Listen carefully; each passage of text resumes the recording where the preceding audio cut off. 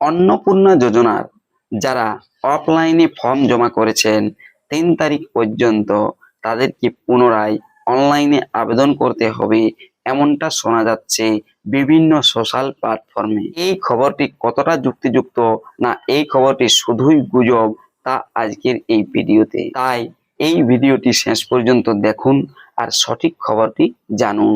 আর এই চ্যানেলে নতুন এসে থাকলে চ্যানেলটিকে সাবস্ক্রাইব করে রাখবেন, পাশে দেওয়া বেল আইকনটি অল করে দিবেন যাতে পরবর্তীতে নতুন ভিডিও নোটিফিকেশন পেয়ে যান।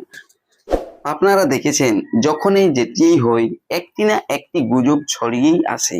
যারা অফলাইনে বিডিও অফিসে, পঞ্চায়েত অফিসে অথবা পৌরসভা অফিসে ফর্ম জমা দিয়েছেন, হাতে লিখে অফলাইন ফর্ম জমা করেছেন, তাদেরকে পুনরায় আর কোনো অনলাইন আবেদন করতে হবে না।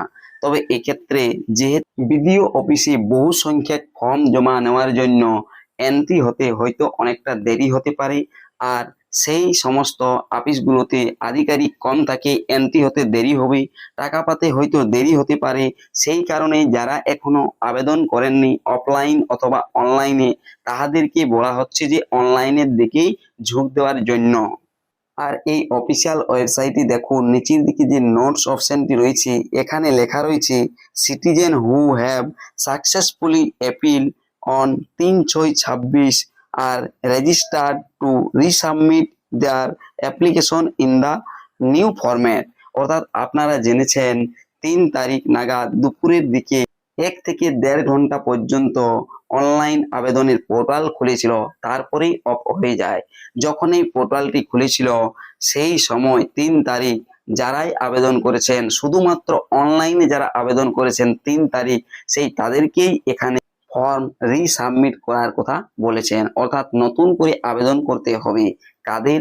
যারা ৩/৬/২০২৬ শুধুমাত্র অনলাইনে আবেদন করেছিলেন, তাদেরকেই এই নতুন ফরম্যাট, অনলাইনে নতুন ফরম্যাট এসেছে, ফর্মে নতুন কিছু অপশন এসেছে, সেই তাদেরকেই একমাত্র আবার আবেদন করতে হবে। তবে এক্ষেত্রে যেহেতু এই কথাটি হয়তো কেউ কেউ বলে ফেলছেন আর ওনারা উল্টা বুঝছেন যে ৩ তারিখ পর্যন্ত যারা সবাই আবেদন করেছেন, সেই জন্যই এই খবরটি হয়তো গুজব ছড়িয়েছে।